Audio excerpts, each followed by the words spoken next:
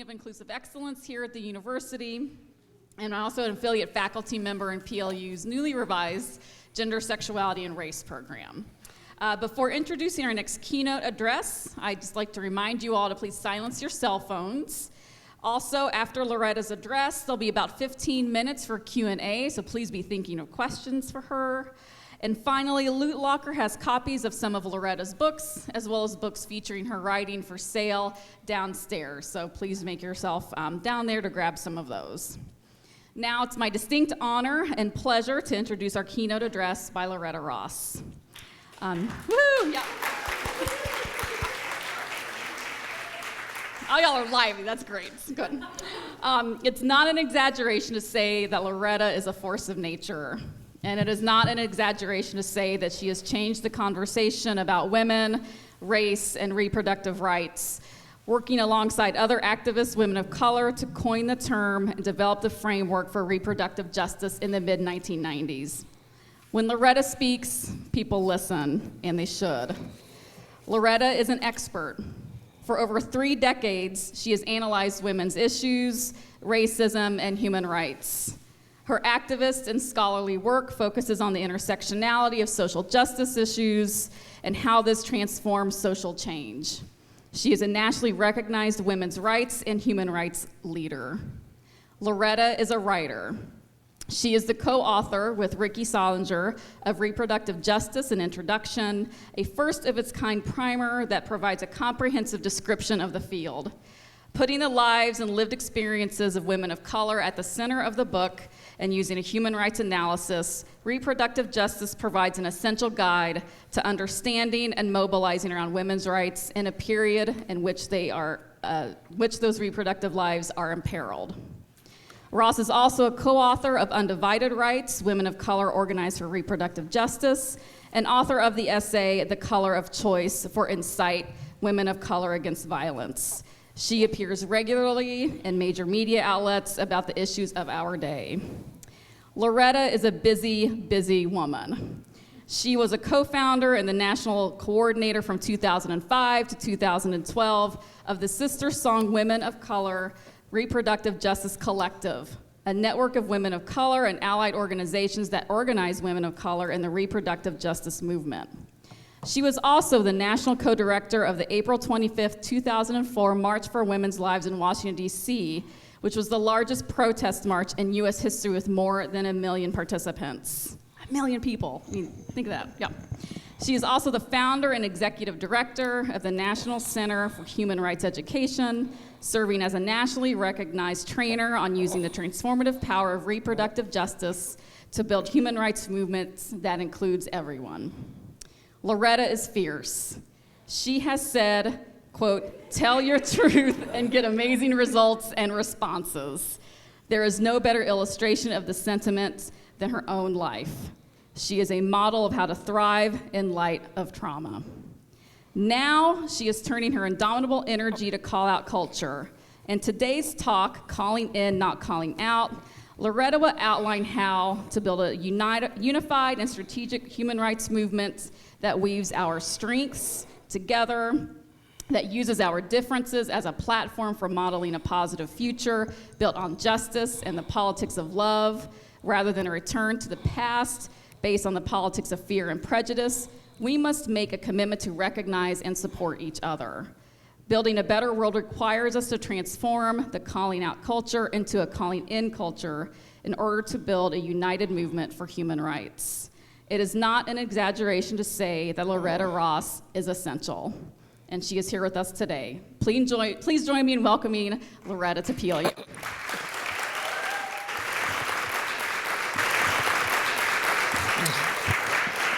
Thank y'all for that elaborate and long introduction. It was all I could do not to shout out and say, "It's all a lie, it's all a lie." But it is my honor to be at PLU. This is my first chance ever to be at PLU, so thank y'all for letting a Southern girl like me come to your campus up here in the Pacific Northwest. Before I get into my official speech, I want to just bring more of my bio forward to tell you why I landed on writing a book about calling in the calling out culture. Back in the 70s, I was the third executive director of the first rape crisis center in America, actually in the world, because it was the first ever. And I was a rape survivor. I was a person trying to attach words to the experiences that had happened to me as a child sexual abuse survivor.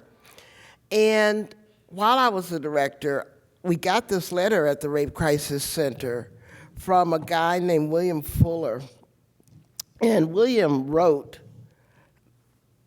these words that I can never forget. He said, outside, I raped women. Inside, I'm raping men. Can you help me? And we recoiled in shock.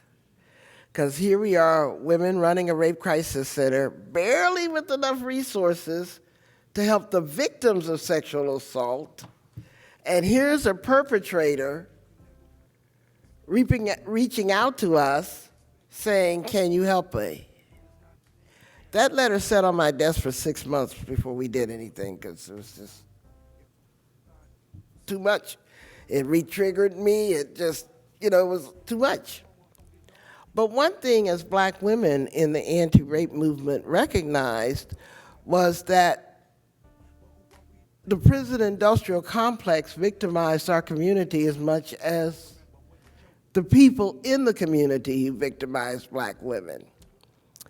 And so eventually we ended up going out there to Lorton Reformatory, which was DC's jail at the time, and William formed a group called Prisoners Against Rape, which was the first male-led anti-violence group in the country. Happened at a prison. So from there, I learned about myself that I was capable of having conversations with people who scared the shit out of me, literally. Because he was incarcerated for raping and murdering a black woman. So as a barely healed survivor, I found within me the strength to go out there and talk to William and eventually start black feminist classes with him, which was kind of amazing. I remember the first time I handed Ain't I a Woman by Bell Hooks to him.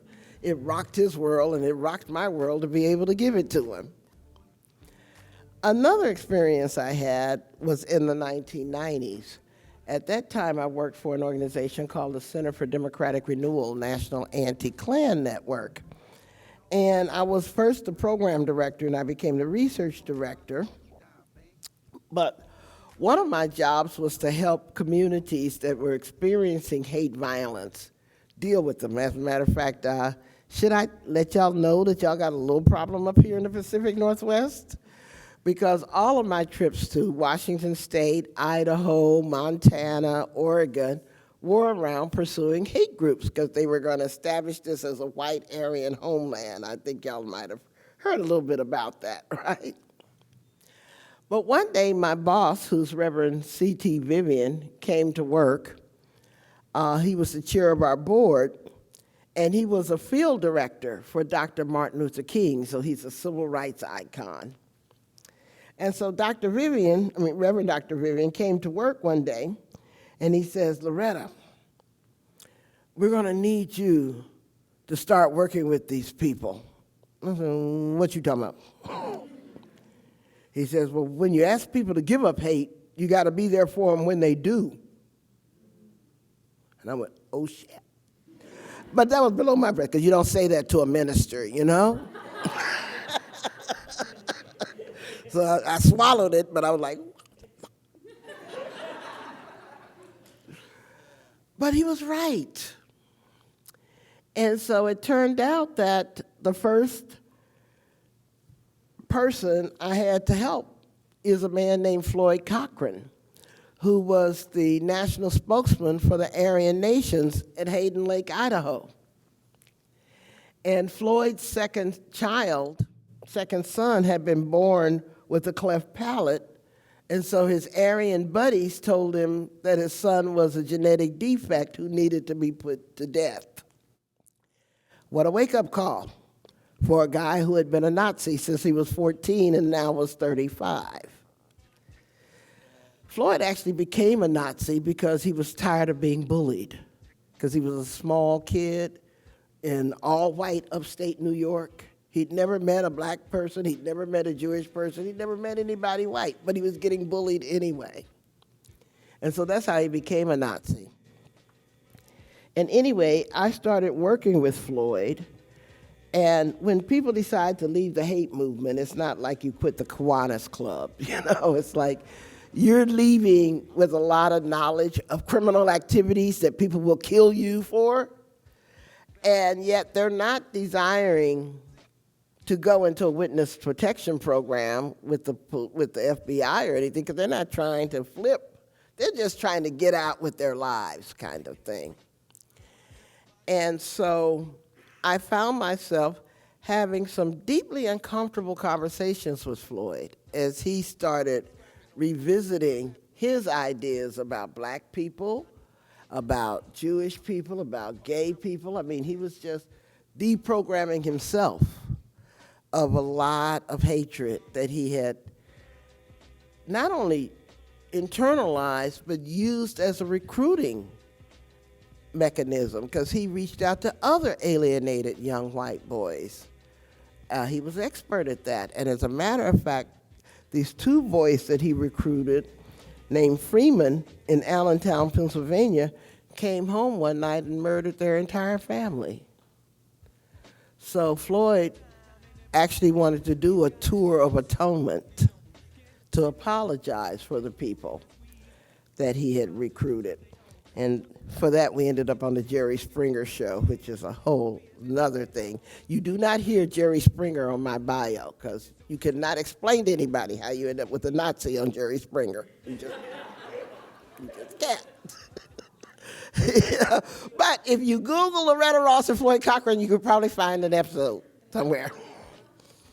Anyway, that experience with Floyd taught me that I was capable of having the most unlikely conversations with Nazis or ex-Nazis, because I didn't think that I would ever be in a position of having to witness and feel the humanity of someone who only wished me dead. I didn't think that I had that kind of capacity and stamina. And so it was that 5-year job of deprogramming people in the hate movement that taught me a lot about myself in ways that I was surprised, because I started out thinking, well, if you hate me, I'm all right hating you back. I mean, let's go. And at the end of that 5 years, I found out that if a black woman can't hate the Klan, who's left to hate? Yeah, it's like my hate list got real short. Now I only go for mean people and hypocrites. I can still hate them pretty good. But everybody else, I'm going to figure it out. So all of this body of experience led me to notice something about 5 years ago, because I was late to the internet, really late to the internet. The only reason I got on the internet at all was because I have a grandson who wouldn't answer his damn phone. Because he's that generation, right? But I could reach him through Facebook, he said. And then the minute I got on Facebook, he said, oh, Mom, that's for old folks. We do IG now. What the hell is IG? So I didn't follow him to all these other platforms, but he forced me to get on Facebook. And once I got on Facebook, I started noticing all these awful things people felt free to say to each other. Oh my God. And so I started asking the young people around me, what's going on here? This was 2015, so like I said, I'm late. what's going on here? Why do y'all think y'all can do this to each other and say these things to each other? And Marissa, the young woman I asked, she literally said, oh, you mean the call-out culture? And I said, y'all have named it? She said, yeah. I said, well, what are y'all doing about it? And she just kind of shrugged. I was like, oh, shit. So maybe it's my ego, but I imagine that a woman who'd learned to talk to rapists, even as a rape survivor, a black woman who learned to talk to the Klan and the Nazis, even as a victim of racist violence, and as a black woman who'd been 50 years in the women's movement, even with some problematic white women, that I had something to offer about transforming the call-out culture into a calling-in culture. I mean, imagine it could be my hubris, but I wanted to be able to pass on what I had learned about myself in the process of having a lot of conversations with people I would not bring home for coffee. Because just because I'm able to talk to you don't make you my friend. Okay? It just makes you someone that I may not define as my enemy. There's a difference. And so just the purpose of this conference is about heightened political and social polarization and how to communicate across differences and how we can learn to collaborate better together. I think that's why they invited me to come talking about my book, Calling In the Calling Out Culture, because it's techniques for learning how to transform what we call the call-out culture, but I also call it the cancel culture. Because if you say the wrong word, if you use the wrong gender pronoun, if you tweet something that should not have been tweeted, that 10 years later is read as this or that or that, your ass will be canceled in this culture of unforgivability that we now have masquerading as activism. Because it's not real activism, it's performance in the woke competition. Who's the most wokest? I can't say awake because they ain't even advanced enough to use that form of it. It's the woke competition. So I think we have real need to create a calling in culture. Now the difference between calling out and calling in is actually very simple. People do harm to other people. It's quite a truism. Hurt people hurt people. It's also true that when you do social justice work, social justice activism by definition attracts people who are traumatized. Otherwise, they wouldn't get into social justice work. They'd go to a beach and play with themselves or something because they're living their happy lives somewhere. People who are drawn to doing anti-oppression work are usually drawn to it because they have experienced oppression, and that has left a traumatic allostatic load within their bodies. So we should not be surprised that the people with whom we have to work on social justice issues are themselves survivors of trauma who will then inflict that trauma on each other. Why are we surprised by that? Because I know in the anti-rape movement we're dealing with a bunch of traumatized people who inflict that on each other. I know in the anti-racist movement we got a whole lot of traumatized black folks who brutalize each other. So why are we constantly surprised means that we simply have an unrealistic expectation of who we're working with.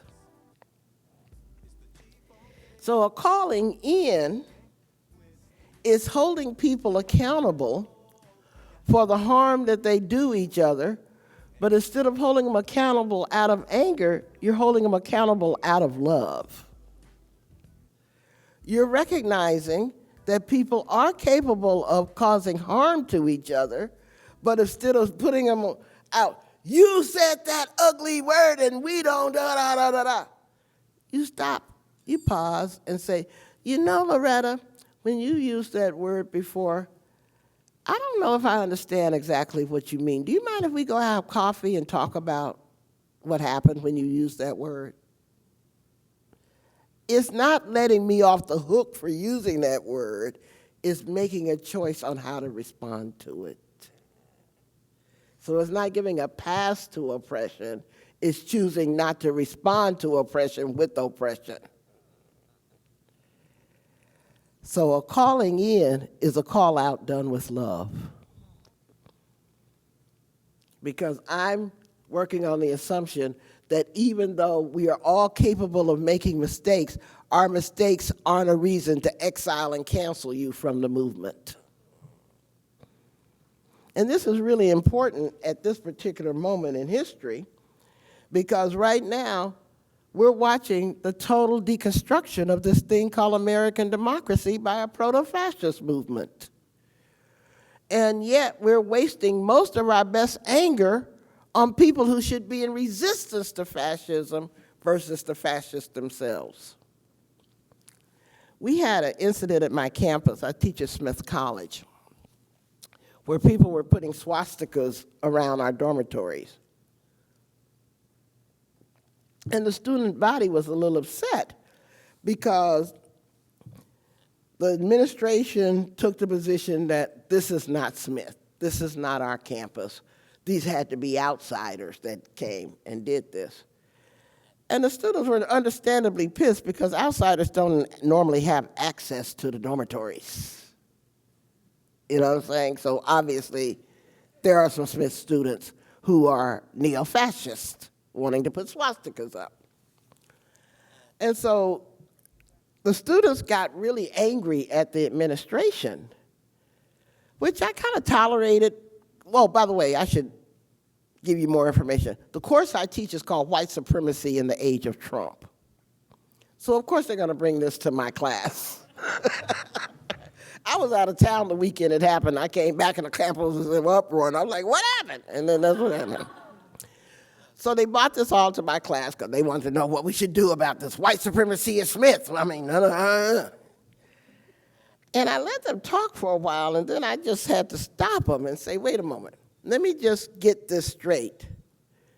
You're more angry at the administration for not defending you from the fascists than you are at the fascists themselves. Is that what I'm hearing?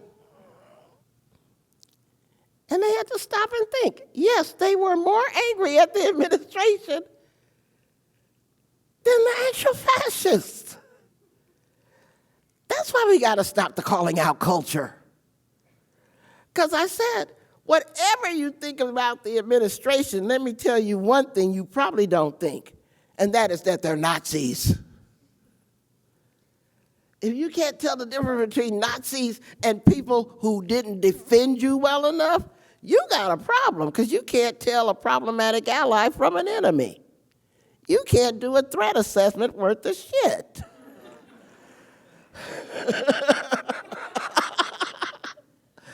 And yet you're supposed to be of use to the social justice movement? Fortunately, that caused them to chill a bit. Yeah, I mean, it's a human right of every student to protest the administration. I think that's just a student's human right. But at least have it as a smart-ass protest, something they're actually responsible for. Versus swastikas, you think they went around and held up a sheet so they could paint these swastikas and shock you the next day? I mean, really?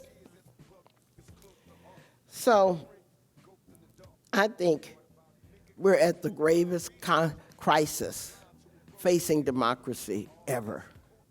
If you believe in democracy, I mean, there may be people who don't believe that democracy is the political system under which we should live, because it certainly has only been a failed democratic state to begin with.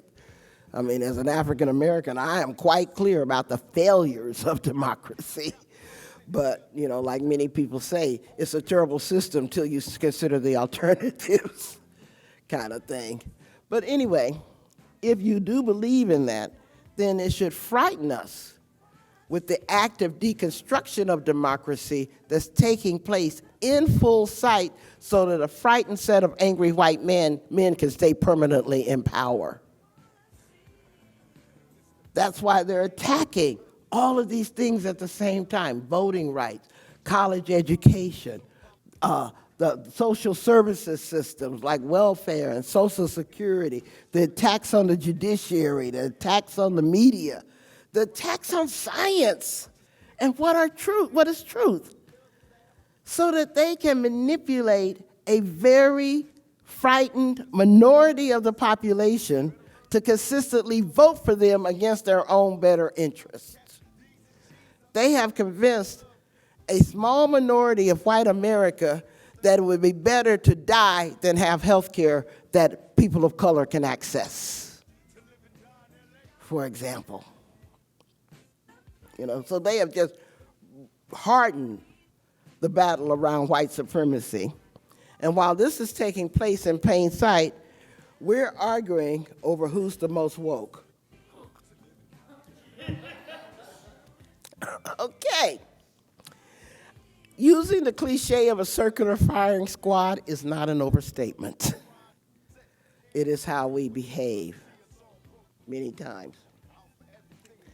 The other thing is that when you self-indulge in the call-out culture, you're using what should be our greatest strength as our greatest weaknesses, and that's differences.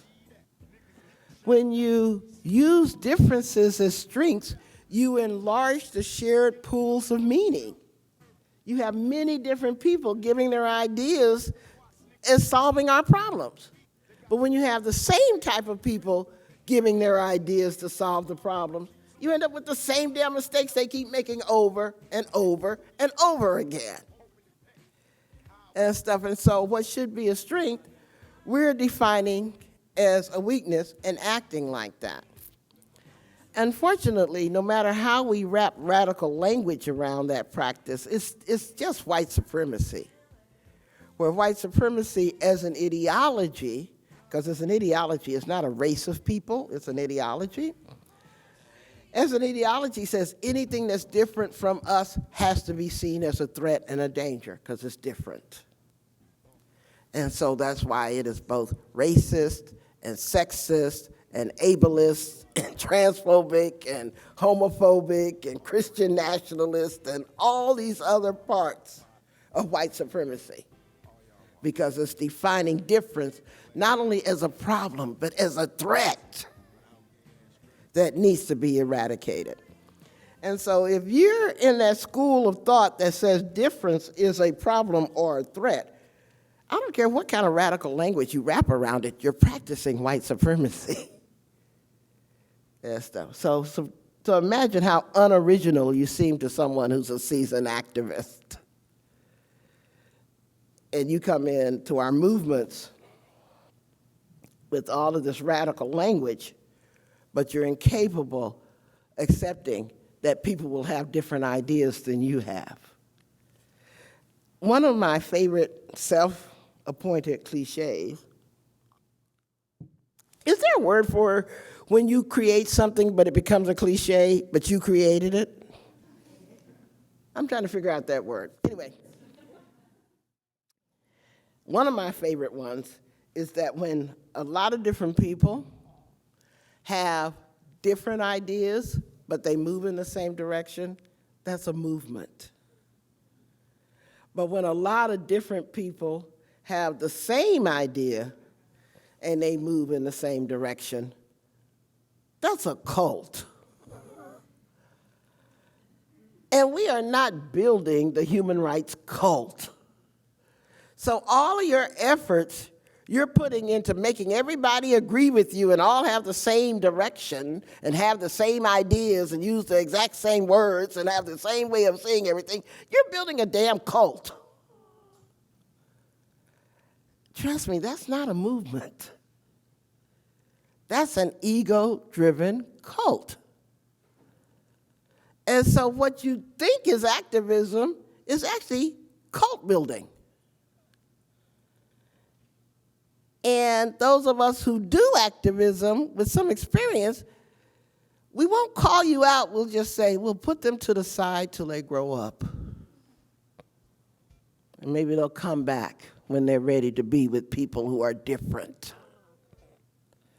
But if you have an inability to tolerate someone else's thoughts being different than yours, trust me, you are not showing how smart you are. You're showing how underdeveloped your activism is.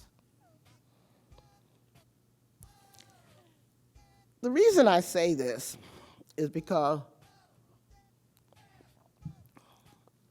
I probably believe that, well, I definitely believe that y'all probably are what I call the 90%ers.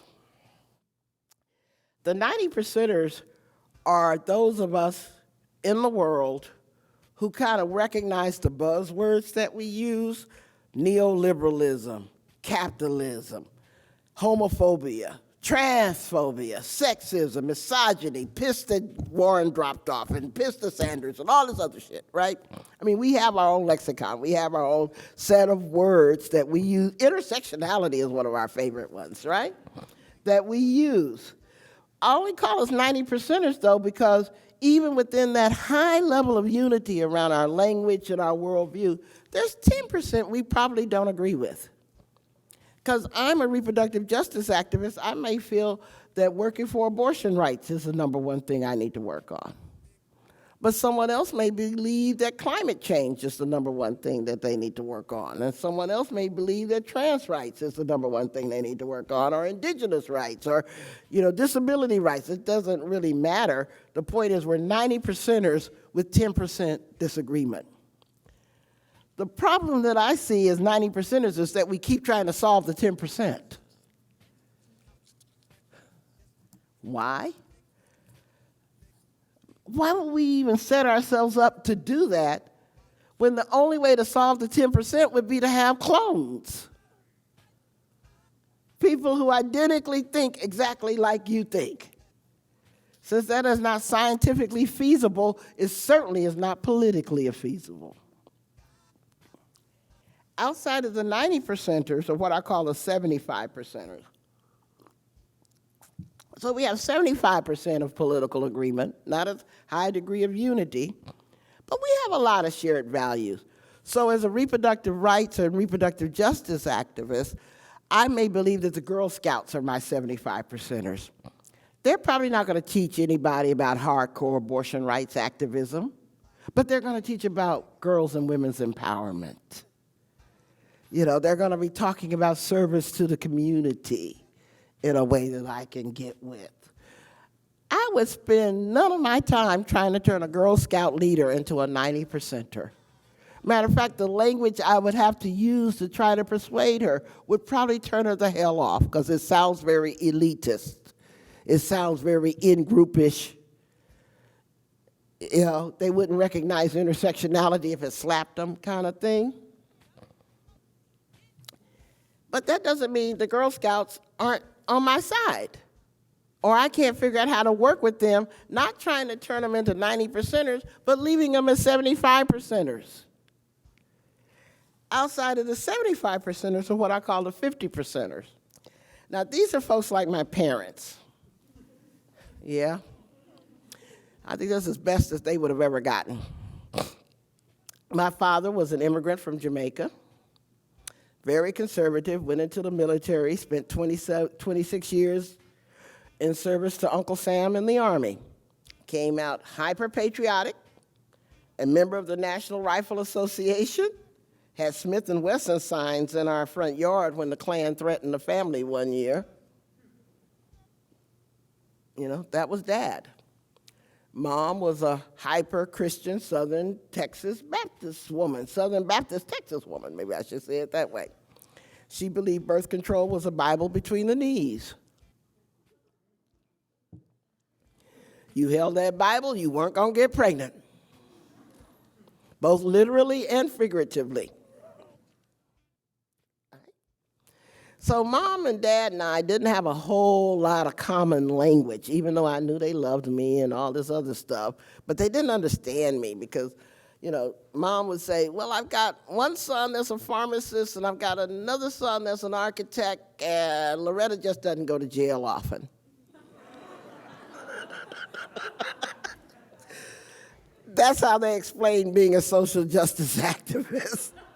because they didn't believe in that. They were kind of just, to get along as a black family in this society, you stay quiet, you melt in, you do all the American dream stuff, and that's the way you're going to succeed. They didn't believe in active resistance, and as a matter of fact, they were glad when Dr. King got killed, and they said so, because they thought he was an embarrassment to the black community. He wasn't the melt in and get along kind of guy, as far as they were concerned. But my parents and I, 50%ers that they are, we share some values. We share strong family values. As dysfunctional as my family is, we still love each other. We enjoy coming together at the family reunions, even if we have to stay quiet. Well, I don't stay quiet. But, we got childhood sexual abuse going on in my family. So, of course, here I'm the feminist calling attention to it with the same brother that I need to hug. Yeah. They believe in community service. They're the ones that sent me out at age 11 to work at the local hospital, working with people coming home from the Vietnam War who were missing most of their limbs, delivering library books to them as a candy striper. So they inculcated in their 8 kids an obligation to serve the community. That's where my passion for social justice activism came from, my parents and stuff. They did not believe in just being isolated as a nuclear family. Our job was to help the community, and the community's job was to help us. This is what we did, kind of stuff. And so my parents would definitely be 50%ers, though, because I could never use any of this language I use with y'all, with them. My father invited me to come lecture at his local Veterans of Foreign Wars thing. You gotta have to be in the military to know all this stuff. But anyway, his local VFW chapter, and he was the president. And so I could come in there and talk about, what Uncle Sam has done and the dangers of capitalism and the military-industrial complex and all that stuff, not to a bunch of veterans, most of whom had been shot up in multiple wars. So I chose a different tactic. I talked about Uncle Sam promised y'all lifetime health care, and he's reneged on the deal because of the changes that the people in power have now made to health care for veterans. So I could talk all about neoliberalism without saying the words. And I got them because they knew Uncle Sam had privatized veterans' health care, and they were getting screwed, even though they had been shot up in multiple wars under one deal that the government then reneged on. And so these 50%ers, I'm not going to spend any time trying to turn them into 75 or even 90%ers. It's not necessary. All I want them to do is, when the going gets rough, be with me as a 50%er when we take on the healthcare fight. You see what I'm saying? And the problem with the 50%ers is that it's very possible that if I don't give them some attention, they could easily be swayed by the 25%ers. And those are the people that I basically call the Trump base. People for whom we don't have a common language. As a 90%er, we don't know how to talk to a 25%er. I mean, the only thing we may have in common is that we both need oxygen, and even that's doubtful. So we're going to talk about how bad Trump is as a fascist, and they're going to be saying he's the second coming of Christ. How are we going to have a common conversation with that? So part of the problem with this whole thing about let's end the polarization, you cannot end the polarization with someone who doesn't want to accept reality. I mean, so I'm willing to end the polarization down to the 50% level. I have not figured out a way to have a conversation with someone at the 25% level who's denying all the reality that I see.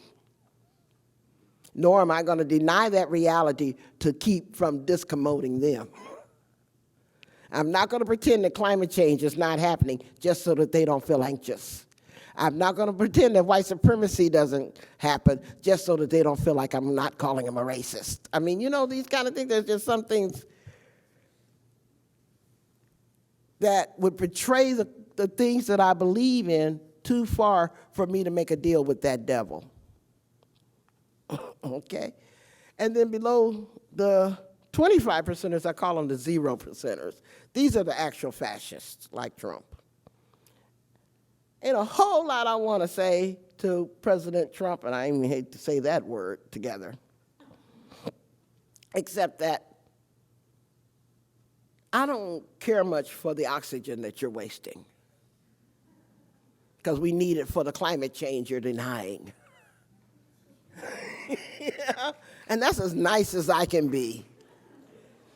You know, I'm not going to call for anything negative to happen to you, but I can give you my opinion about whether or not you're a waste of oxygen. Now, our job, if we care about democracy, if we care about ending fascism, if we care about fighting white supremacy, homophobia, and all this other stuff, is to figure out how to organize and get moving in the same direction from the 50%ers to the 75%ers to the 90%ers. And we can use this amassed power to overwhelm the 25 and the zeros. That's what we're going to have to do. And we can't do that if we're so busy self-indulging in the call-out culture. So we're going to permanently be powerless but self-righteous. How does that work again? Because one of the things that the call-out culture has done is enshrine the pursuit of victimhood. Everybody wants to be the most worthiest victim. Yeah? Have you ever seen that, where people just so cling to the bad things that have happened to them in life that you can't even have a conversation with them without them being triggered about reclaiming a new victimhood status for themselves?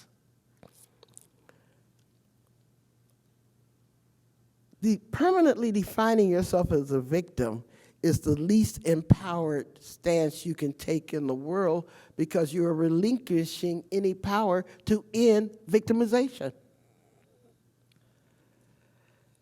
This is not a good thing for our movement.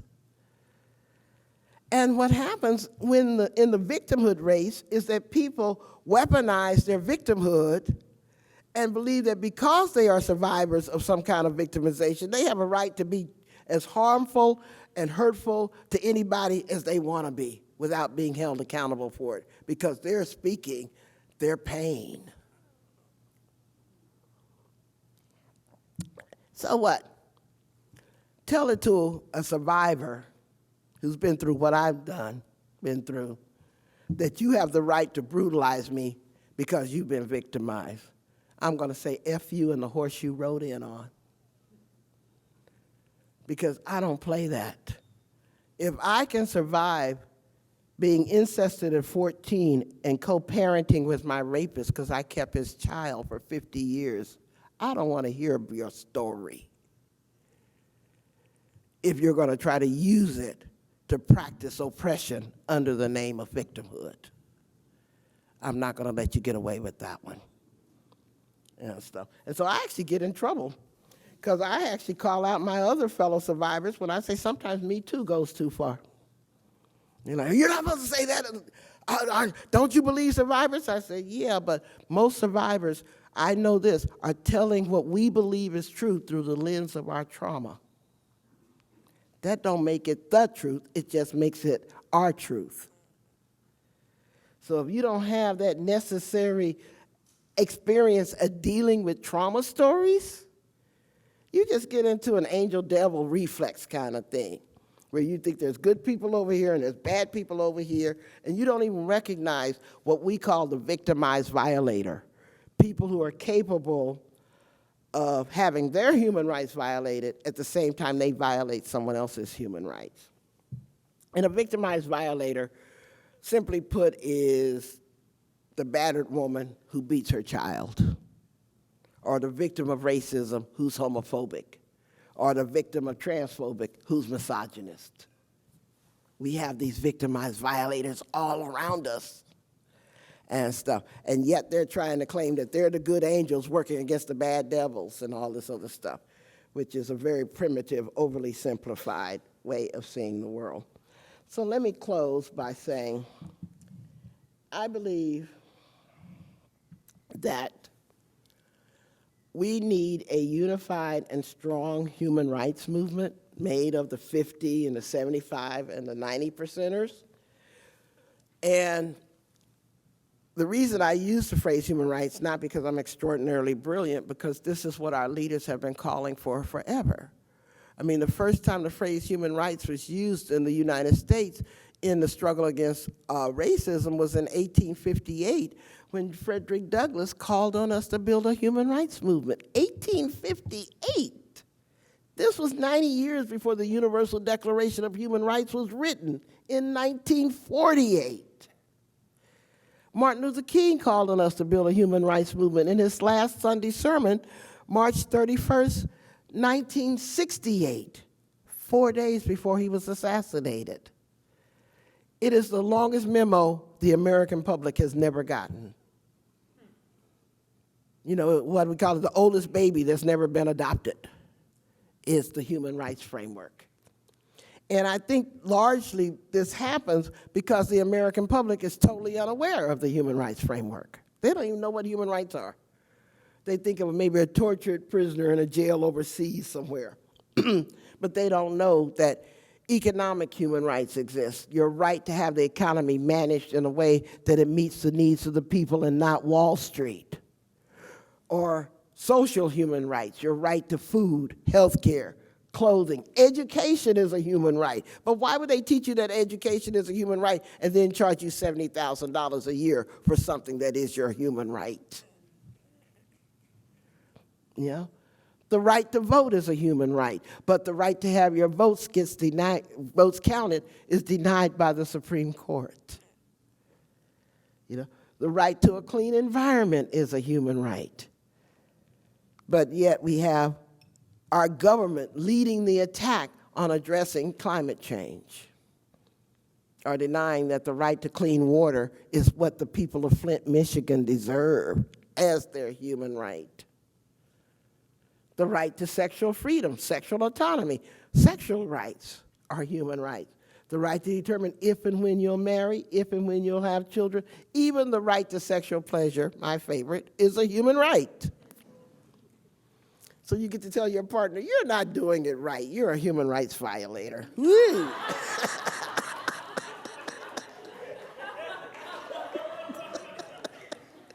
That'll make for some nice bedroom conversation. Civil rights, the right to be treated as an equal in society, the right not to be discriminated against. The disability rights movement is a civil rights movement because they have not attained simple equality. The queer rights movement is a human rights movement, simple equality. And I think that new human rights are coming up every day we need to be fighting for, like digital human rights. Because if you're not digitally connected, pretty soon you're going to be seen as subhuman. You're not going to be able to access banking or healthcare or education without being digitally connected. And so all of these leaders from the past have been calling on us to build a human rights movement. And yet we are so arrogant that we think investing in our call-out culture so that we destroy our attempt to build a human rights movement is more important than actually building that movement. Where do we go wrong? I like to think that I'm part of the women's wing of the human rights movement, working with the trans wing of the human rights movement, working with the environmental justice wing of the human rights movement, and the anti-racist wing. You get my point? We can all focus on what we want to focus on as long as we don't do our work in such a way that it violates the human rights of our partners. So I can't do work against racism in a homophobic way without violating human rights. I can't work against oppression in a way that then oppresses others. Yeah, we have to do it in a much more sophisticated way. And so I'm going to close by saying that we have to create a call-in culture and address some of the polarization, and I'm saying I go down to the 50%. I ain't trying to do the 25ers. And that doesn't mean you can't talk to 25ers. I'm actually an expert at talking to 25ers. But that was after 30 years of training to do this. This is not something you do overnight. I mean, obviously, y'all know how hard it is to even talk to your racist Uncle Frank at Thanksgiving. So it's not something you just do automatically, right? It's a learned skill. Because racist Uncle Frank may be a 50%er. But every time you call racist Uncle Frank a name, he ain't gonna hear you, and you're pushing him into the 25% category. Shutting down. And there's nothing wrong with you, and that's probably mainly very little wrong with Uncle Frank. Y'all are just in different places. And one of the things that I urge my class not to do, because I'm teaching them the techniques of building an anti-fascist movement against white supremacy, is not try to call out the people who don't have your advantages of learning about white supremacy. Because there was a time you didn't know what you know now. So you can't use your newfound knowledge to lord it over people who didn't have that opportunity.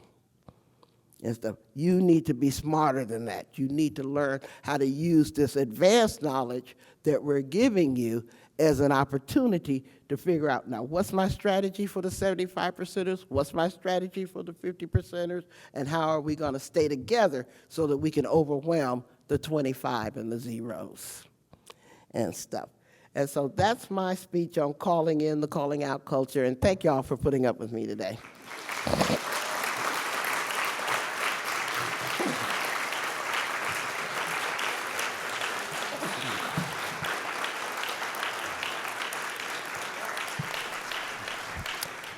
I understand there are microphones that they're going to pass around if you have questions. Hello. Hello. Thanks for coming. That was great. So you said that white supremacy is an ideology that can change, and then kind of talked about a guy named Floyd Cochran. So I'm wondering, does that mean that like 0%ers can change their percentages? And I don't know if Floyd went past 25 and if you want to talk to him at all, but I'm wondering if it's possible if 0%ers can move up for 25%ers to move up, and can we accelerate that in any way? Well, I don't want to sound like that taxonomy is a rigid classification system, because on some things, people may be 0%ers and then 75%ers on a different issue. You know, so you may end up with both kinds of things in the same human being. Like, I've known people who are Trump supporters who also believe in environmentalism. You know, so you can't, neatly pigeonhole human beings that way. I'm doing calculation of percentages here, but not rigid classifications and stuff when it comes to human beings. People are much more complicated than that. I know extremely good people who do horrible things, and I know horrible people who do good things. So I try not to use an angel-devil theory, even as I talk about that taxonomy, because people are more complicated than that. Now, Floyd Cochran, as a case study, what Floyd did after he left the Aryan nations and was homeless for a while, because Richard Butler kicked him off the compound, he went on and started a group called Education and Vigilance, which was about dissuading skinheads from joining the hate movements. Because the skinhead culture, by definition, is not necessarily a racist culture. It was turned into a racist culture. And so he was using his amazing persuasive skills to discourage people from joining the hate movement, because he didn't want people to go down the path that he went down. I don't think I'd call Floyd a 90%er. I'd probably call him somewhere between 50 and 75, even though he gave up open white supremacy. I know he still sleeps around with his wife and does some other stuff that I wouldn't necessarily support. So, he's a regular guy trying to do the best he can with some amazing skills. He's got an amazing brain. he was actually too smart to have been in the Aryan nations. I was actually surprised to have discovered that about him. So I have a lot of family who are 25%ers, and I have a feeling that a lot of us have a lot of family who are 25%ers. And I was just wondering if you have any tips on how to have a conversation with those people politely and productively.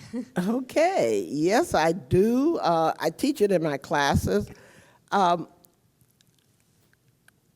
First of all, I probably couldn't cover it in this short period of time, but there's a lot of readings that you can share with them. But the first thing I say is don't call them names, because like any human being who calls a name has their hearing shut down. It just doesn't work.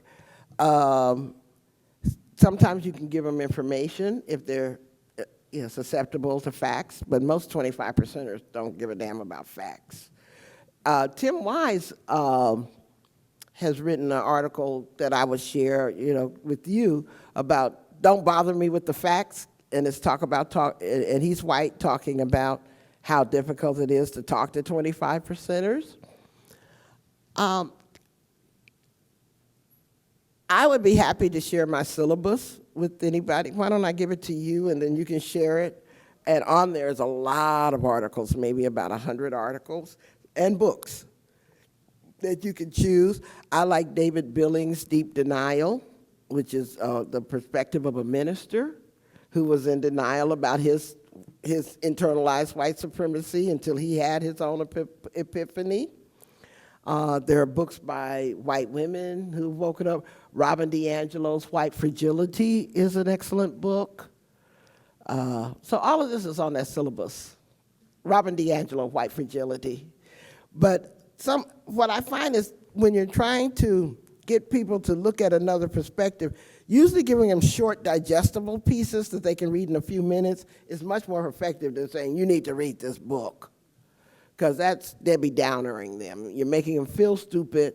You're giving them a task that's onerous. And people tend to have their ideas attached to how they feel morally about themselves. And so that's why people react so badly when you call them names, because it's basically the same as if you'd call them a pedophile or a thief. They have that same kind of visceral gut check. And so that's why they don't respond well to being called names. But I'd be happy to share with you my syllabus, like I said. Maybe one year that y'all can hire me to come teach. You talked a little bit about when you ask people to give up hate, you have to be there for them when they do. I was wondering more about how you really do that and how you continue to do so when it gets hard, when people are, trying to deprogram themselves from those things from that hate. Mm-hmm. Within any situation, there are degrees of assistance that one is capable of providing. I actually referred to the book by Sherry Moraga and Gloria Anzaldúa, This Bridge Called My Back. It's a very famous feminist book in case you ever take a women's studies course. But in this book, they offer a metaphor that when a woman of color chooses to be a bridge representing both her community of color and the white feminist movement, for example, when you're in that bridge position, people who are using you are only paying attention to two things: where they're coming from and where they're going. What they're not paying attention to is the bridge under their feet. And so if you're going to serve in that bridge position, you have to be sufficiently healed from your own trauma that you are intentionally choosing to have your needs invisibilized. Does that make sense? Because if you're still in that hurting place where attention needs to be paid to your needs, then you're not in the best place to be a bridge. Unless you want to wobble like this as people are trying to walk across you, which is likely what happens, right? And so part of it is doing that internal temperature check to see if you're okay with trying to help somebody get to a new understanding. And being okay with saying, I'm not in that space yet. Because there's many different roles to play in the movement. Everybody ain't got to be the bridge, okay?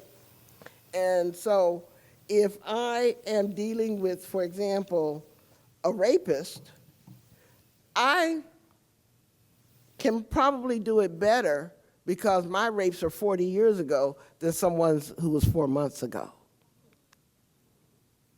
Okay, so I still have a survivor perspective, but I don't have the raw wounds because I've done intentional healing and self-care in that 40 years, mainly some very useful and life-saving therapy. And so that's part of the answer.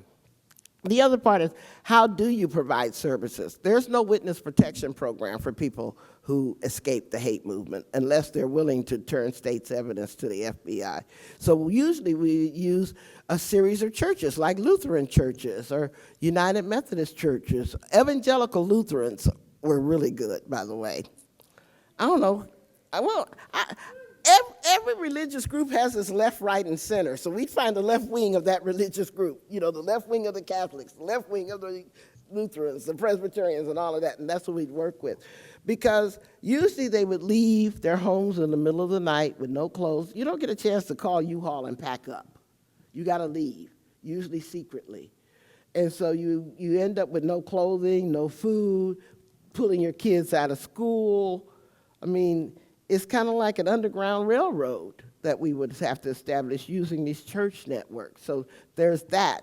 And because we didn't have any legal powers to help people establish new identities, it really was a relocation just to a new place, but they'd have to do it all in their own names. And so they were still at risk. You know, they couldn't actually get a new identity because that's called identity theft or whatever. But we could help them go from, like Ken and Carol Peterson. Ken and Carol Peterson from Janesville, Wisconsin, for example, were in the Klan. And so we helped them, you know, relocate to another state. And I remember being really pissed off because Geraldo Rivera decided to do a show on them. And so he decided that he wanted to interview Ken Peterson, who had been in the Klan, at 2 o'clock in the morning in the middle of the winter in Janesville, Wisconsin. Cold as shit. So I'm standing there chattering, teeth chattering in my coat while Geraldo's interviewing Ken. And next door to me, I mean, standing 5 feet from me is his wife, Carol Peterson, who didn't have a coat. And so I watched this white woman freeze to death for about 20 minutes, and then I couldn't take it anymore. So we ended up sharing a coat. And I was like, damn, Loretta, whoever told you that your activism was going to lead you giving up your coat to a Klan bitch? I mean, what the hell?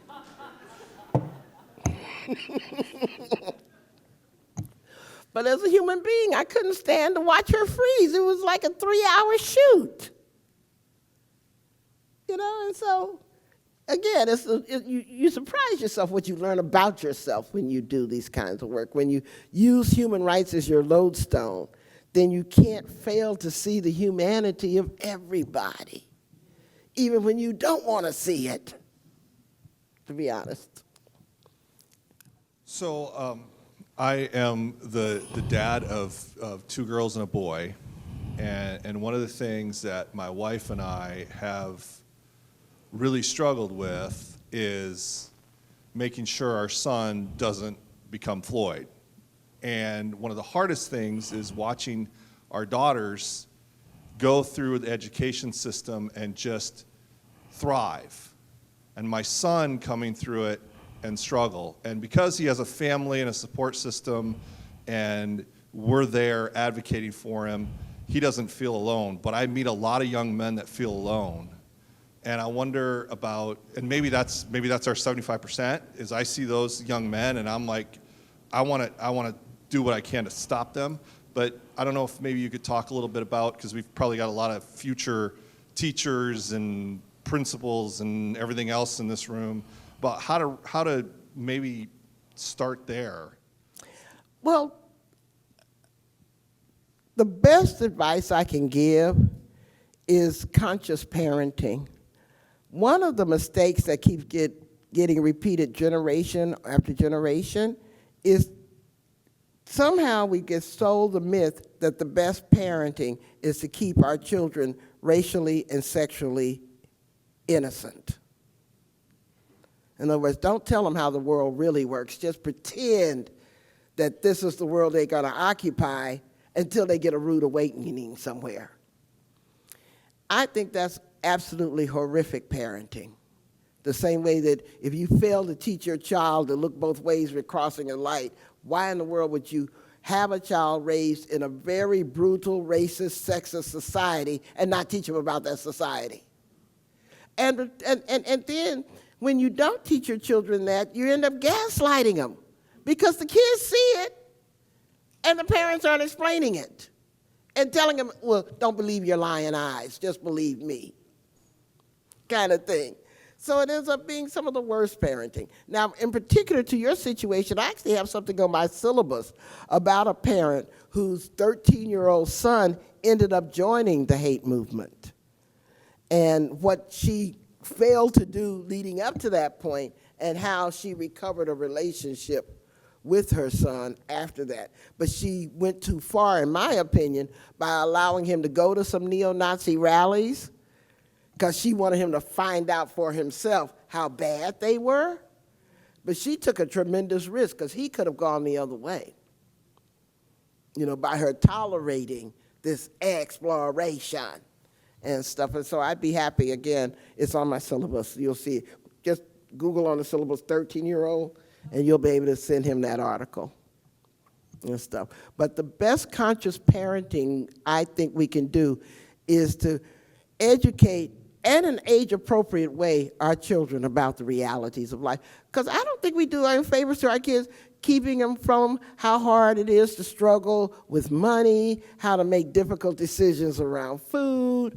I mean, you're not doing your kids any favor, and you certainly aren't doing the world any favors, sending these untrained, uneducated kids to my college classrooms and expecting me to do it with one course twice a week.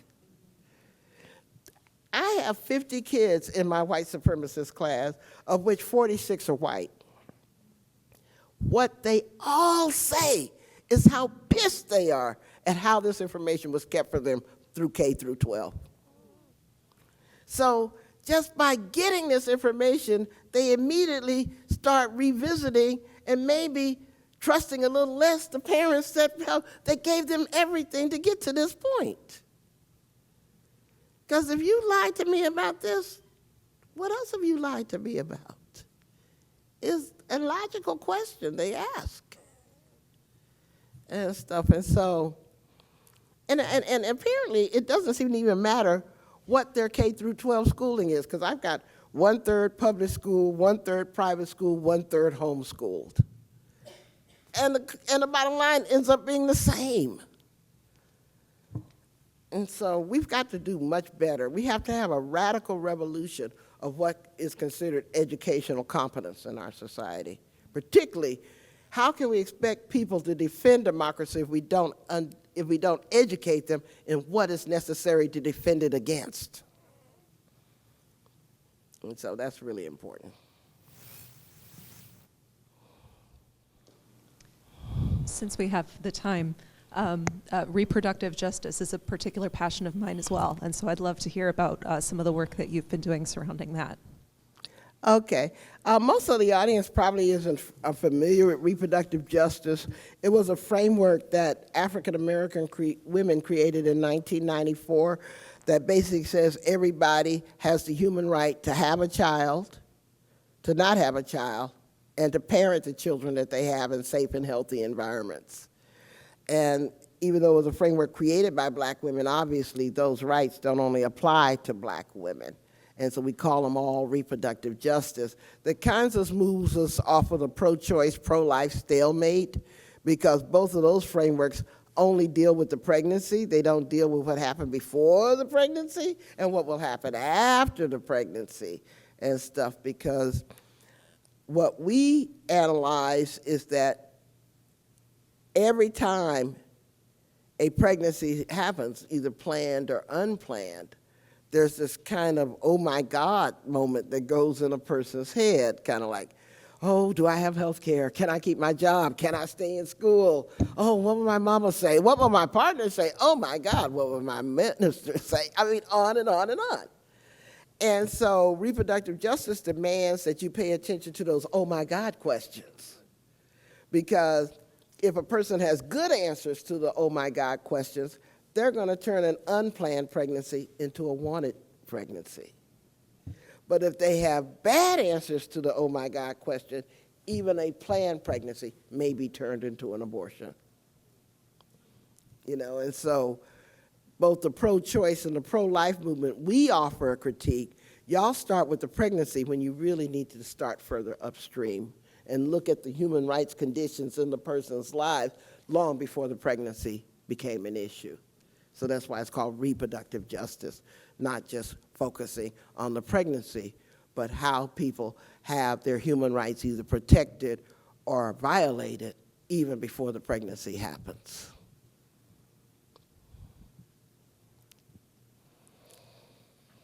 So you talked a little bit about like not calling names and stuff when you're calling out or not calling in individual people. And I'm wondering how that applies to larger movements, like within systems and things like that. I know that here on campus last year we had a pretty large pushback from the student population about the presidential search process. We got a new president, and it was categorized by a majority of the students leading that pushback as perpetuation of white supremacy, as they chose a white president and not the other people who were in the search process who were people of color. And I guess I'm just wondering whether you think that it's a good idea to like call those things out as white supremacy within those systems, or whether we would have gotten more done if we hadn't used those words. I don't know the particulars of your situation, but again, white supremacy is an ideology, it's not a race. So calling a president a white supremacist just because they're white is a misuse of it. Okay, because that's not, but if you had done homework and found out that there were ideas that that president had that subscribed to white supremacy, then you would have been totally accurate and appropriate. Okay, and Zora Neale Hurston, who you may not have heard of, but she's a famous black feminist from the beginning of the 20th century. She has a famous phrase that we use in the black community, and that is, all skin folk ain't kin folk. So just because someone is a person of color doesn't mean they have the right politics. You know, so we can't use these primitive angel-devil theories of who should be hired, who should not be hired, what identity should they represent, that kind of stuff. Because I know a lot of people with the right identity and the wrong politics and stuff. And so I would caution us to not fall into that primitive identity politics. Because identity politics was created by, or named by, the Combahee River Collective in 1977, a group of black feminists. And their idea was to use an analysis of one's standpoint to define who you are, and you use that definition of who you are to define who you would work in solidarity with them, other oppressed people. But identity politics has become so perverted nowadays, usually at the hands of white people, that it's become not a definition of who you are, but a definition of who everybody else ain't. And so you end up with this primitive identitarianism, which is just white supremacy, saying, well, I can only work with people that share my identity. I can only work with this queer femme, ... or I can only work with this, ... You know, this kind of stuff.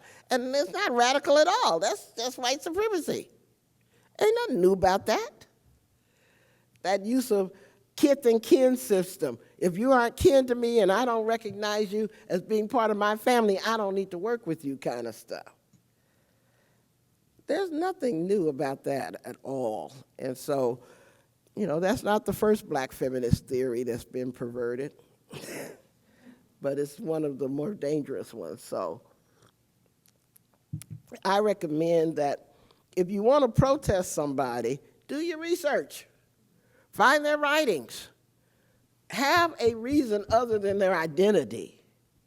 Because otherwise you look kind of unsophisticated, kind of thing. And I say that's the same, like, I tell this to campuses where hate provocateurs come to campus. They want to say, oh, well, he's a member of X and Y and Z, and we should never allow him to have a platform on campus. I said, I agree with your outcome, but your pathway has to be more strategic. You don't deny him because he's a member of a hate group. You deny him based on you're doing research and exposing his writings. The recordings of things he said, the damage he's done to other campuses, that kind of stuff. Have some evidence, not just an opinion. Okay? That's the best way to do effective student activism, through evidence, not just opinions. All right, well, thank y'all.